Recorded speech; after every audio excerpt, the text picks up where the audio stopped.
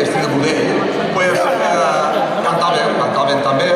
I esta és del poble del Genovès. Ara que dic de cantaven els quintos, quan s'anaven a servir al rei, fa 4 o 5 anys vaig conèixer una senyora del poble de Cullera, que parla en Maricutxes de Sueca, i va vindre a casa perquè va gravar a moltíssima gent, va escriure moltes cosetes de la gent major, i va vindre a casa i vam començar a veure tot el que portava.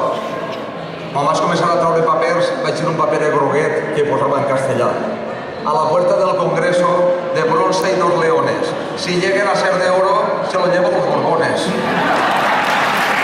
Y el presidente Santelmo. Bueno, esta de quintos me la va ensenyar la tía Leonor.